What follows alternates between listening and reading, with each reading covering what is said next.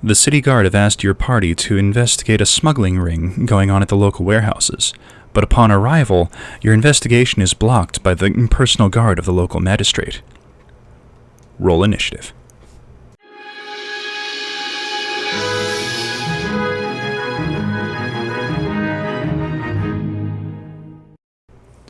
Today I'll show you how I put together the wooden crates that were shown in the intro using these large wooden dice that I found at the Dollar Tree, as well as some square wooden craft cubes and a few coffee stirrers.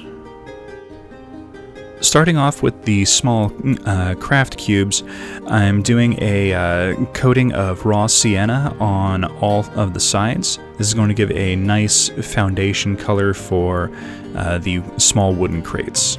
And once these dry, I do a second coat just to make sure none of the wood color shows through. Once that's dry, I use some raw umber to paint on the edges as well as a cross-shaped pattern to create a kind of wooden crate appearance for all of the cubes. This will be much easier than gluing pieces to such a small frame to try and make it a detailed cube. Since these are so small, we don't really need to worry about that.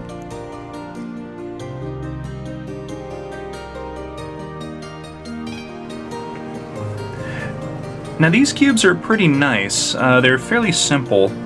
So what we're going to do is, after measuring it, each one of these sides is 1.5 inches. So using the coffee sticks, we're going to mark out and cut a bunch of 1.5 inch pieces to go across all of the edges of the sides.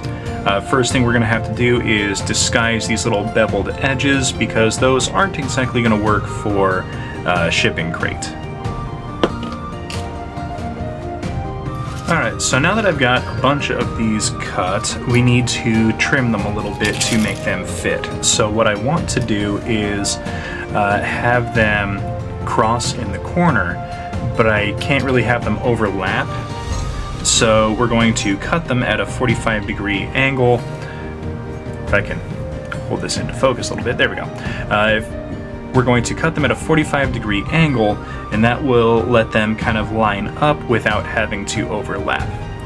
Now, I've got one of these triangles which is already at a 45-degree angle, but I'm going to show you how you can do it if you don't have one. All you really need is some kind of grid where you know that everything is equal sides. In this case, my mat is a 1 inch by 1 inch grid.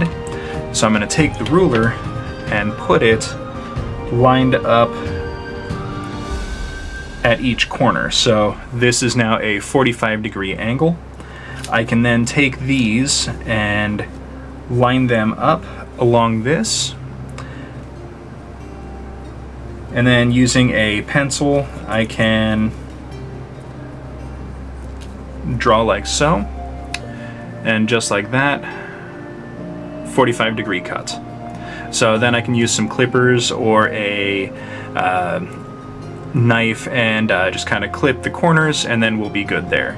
So I have so many of these to do, and then I will do these off camera real quick, and then we will come back and I'll show you what we're going to do on the next step.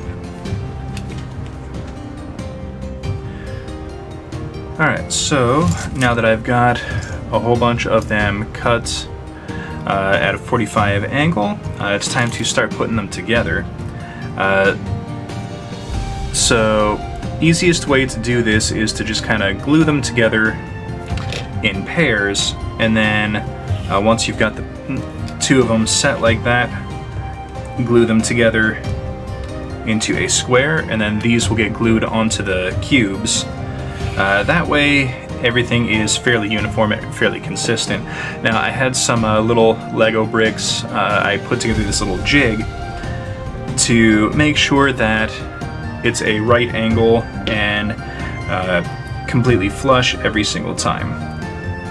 Now a little bit of hot glue into the corner, and normally I would be worried about this making the area a little bit bigger, but since we're going to be putting it into this beveled area, it doesn't really matter.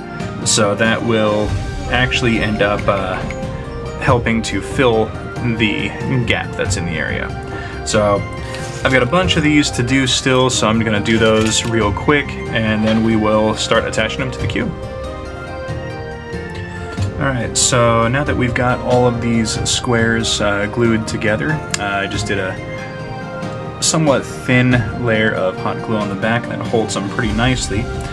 We're going to attach them to the cube, and it's just going to take a little bit of glue on the center of each of the sides, and then this will just kind of slot in. Alright, so now we've got our basic crate all set and ready to go, but we've got some gaps here on the corners. So all I do is just run a thin bead of glue and just kind of smooth it into position to fill that crack. And once this dries, the whole cube will be completely solid. Alright, so now that it is mostly dry, I'm comfortable working with it at this point. It's still got a little bit more to dry. I'd say this took maybe 20 minutes to get to this point. Probably a little bit less. So I cut some more pieces. Now these are cut on both ends. These are going to go in between like so. And these are going to be super quick to put in place. It's just a very quick thin line of glue and then just drop in place and press to adhere.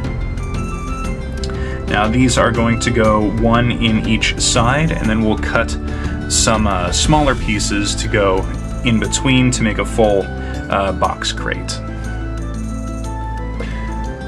Alright, so here it is, completely dry and fully braced up. I think this came out really well. It's a very nice, fairly solid, it's got a good weight to it. So now all that's left is to do a little bit of painting. And I think we're going to paint this up the same way as the little mini crates that we did. The only difference between this and the other ones is that this one's going to get a little bit of a dry brushing, and that's going to be it. Alright, so here we are with the finished piece. I think these came out really well. It took me a day to do all 3 of the large cubes, and I ended up doing something like 40 of the little mini cubes. The mini cubes took longer than the large cubes just because of how many there were and, waiting for things to dry in between.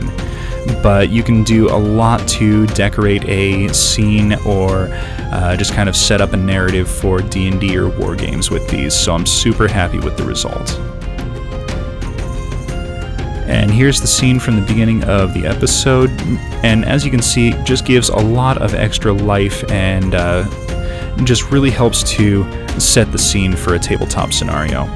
So please everyone hit that like button, subscribe for future content, comment in the comment section, and we will see everyone next episode.